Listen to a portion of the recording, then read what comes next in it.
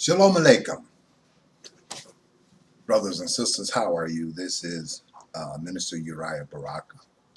I'm coming to you one more time. We're going to be ending the study on preparation for Exodus. Hope you are having a wonderful Sabbath. I am. Very delightful Sabbath I'm having. But we want to continue and end here at part 5. It's been a very general analysis. There's many things that we could have got into to get a deeper perspective. This study was a verse-by-verse study, but I jumped a little because I think we need to see in this this point that's being made throughout the first 5 chapters or 4 chapters of the book of Shemot. We see that Moses has gone through his Ahar Midbar, that is the wilderness experience. Wilderness where there is the serpents and the snakes. I'm sure you met some of them if you're going through your wilderness. And he was able to get to the end, the Midbar, the afterlife of his Midbar experience. That is the afflictions, the temptations, and all the other things that contest your development and growth in Yahuwah as you pursue his will. He overcame those contestments and he entered into a greater revelation, revelation which he received in his Hamidbar, the afterlife of the wilderness experience. So Moses received the higher light of divine revelation, the revealing of the name, the instruction and power to appropriate the will of Yahweh for the children of Israel, which was Exodus, Shemut, departure from the constriction and slavery of Mizraim. Then he is sent forth from Midian, where he meets with his Levite brother, Aaron. And we start here in Shemut 4:28, 29, I'll read this, where it says, "And Moses told Aaron all the words of Yahweh, who had sent him, and all the signs which he had commanded him. And Moses and Haran went and gathered together all the elders of the children of Israel. And Aaron spoke all the words which Yahweh had spoken unto Moshe, and did the signs in the sight of the people. And the people believed, and the people believed." See, Moses thought they wasn't going to believe. When he was in the Mount of Elohim, he said, the people will not believe that that you had spoken to me. He was unaware that Yahweh had changed that condition. He brought them into repentance to the afflictions that they suffered. And the people believed, and when they heard that Yahweh had visited the children of Israel, that he heard their prayers, he heard their crying, he heard their murmuring, that he was faithful to answer those prayers, faithful to those who turned to him. He brought forth now a solution to the problem after they did what they were supposed to do in the first place. Depend upon him. Stay with him. But they allowed the afflictions and the techniques of Mizraim, the oppressor, to overtake them and to kill off the cognitive truths that led them into prosperity. And that he had looked upon their affliction, then they bowed their heads and worshiped. Let's concentrate on Shemut 4:30. Let me read this first in the Hebrew. "Where Yidebar Aaron et kol ha-debarim Eshir debar Yahuwah el Moshe wa Yiash ha-otot li ayine ha'am." And he did the signs to li, not in, which would be be. The prefix attachment would be be or ba, which would be in, the sight of the people, as it is translated, but to, towards the sight, the understanding of the people. See, he directed it and gave this instruction, Aaron, so that the people could understand it. Aaron understood the language of the people. He understood the mentality of the people to the degree that he showed the signs or did the signs of truth, the signs of this revelation to the sight, to the understanding, to the degree that the people could understand. See, before Moses came and they turned against Moses, they didn't understand. Why? Because their minds were in a state of repression, spiritual repression, repressed to an inferior mode of thinking. And this is why when their response was an inferior response, minimizing, negating, accusing of Moses of having an evil intent in his heart to kill them after he had tried to save them. They were in a state of spiritual insanity. To the pure, all things are pure, but to the defiled and wicked, nothing is pure. They see all things from a negative viewpoint. You can't give them the truth. They're not in a position mentally for you to minister to, because even if you give them light, they're going to see it as darkness. But now, through their repentance, through their crying out to Yahweh, in the second chapter, the end of the second chapter, said they cried out to Yahweh. They turned to him. They began to depend upon him. And Yahweh acknowledged their turning, and he respected them. He yada. He came to know them. He came to have relationship with them. And then he brought forth a solution. Your reaction will progress Yahweh's reaction to you.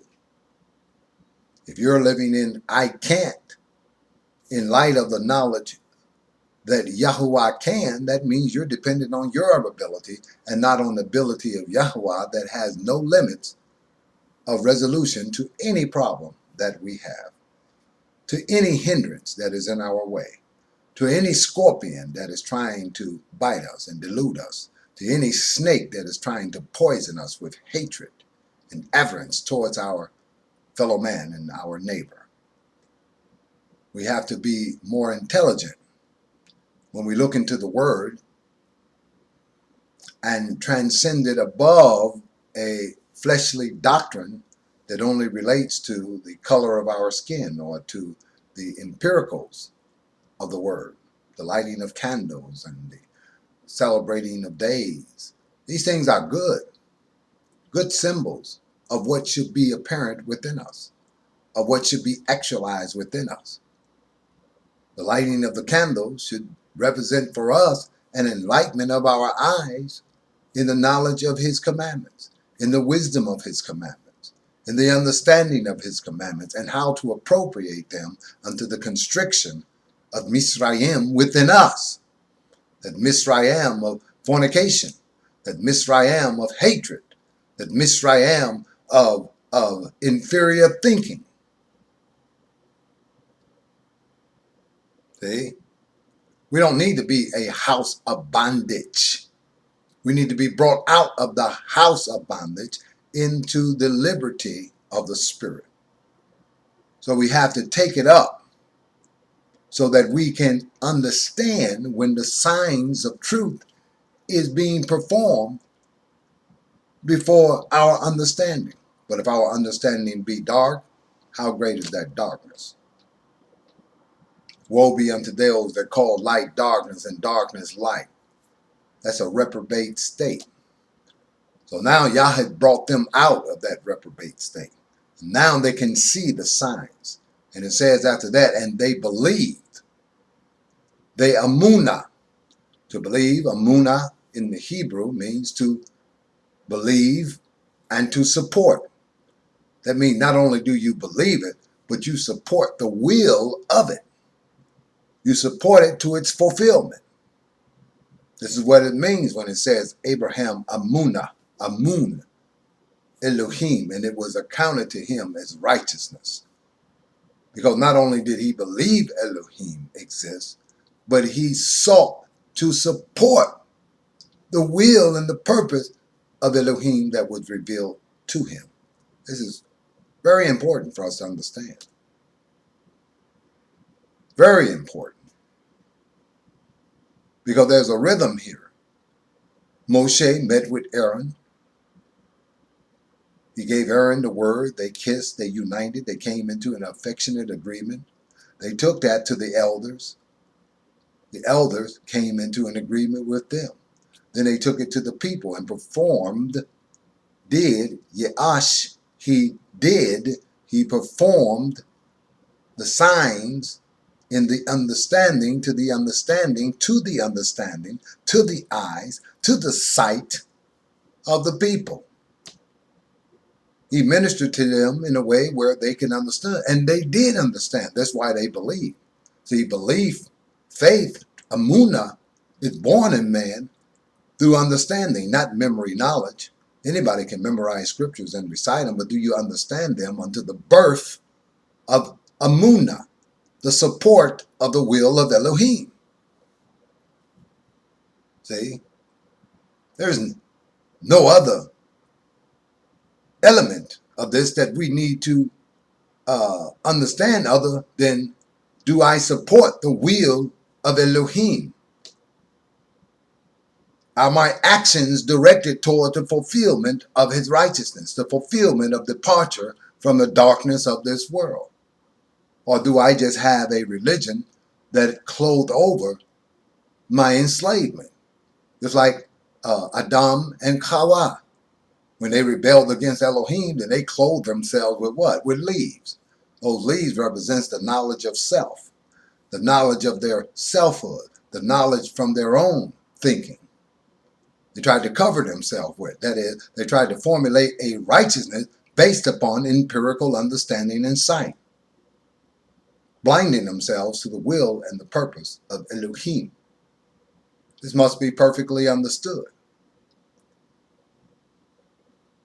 So it says that once they came into an understanding that brought forth true faith, true Amunah, one that created the will to support the will of Elohim, that they bowed their head, they submitted to the sovereignty of Yahweh and began to worship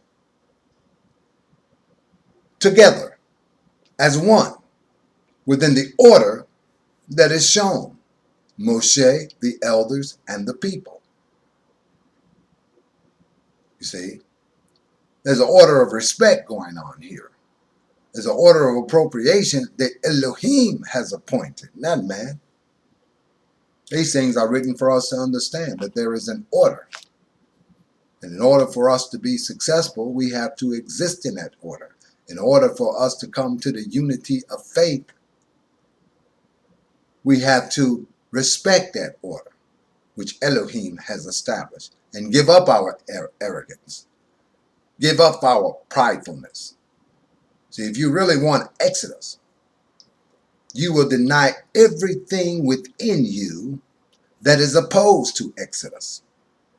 If you really want departure from your afflictions, you will engage those afflictions through the knowledge of truth and obedience that Yahweh has given to us through his mercy. But if you just want religion, we've had that for 400 years. He gave us a nice, pretty religion of looking up in the sky, sweet low, sweet chariot, coming forth to carry me home. So we just sitting and waiting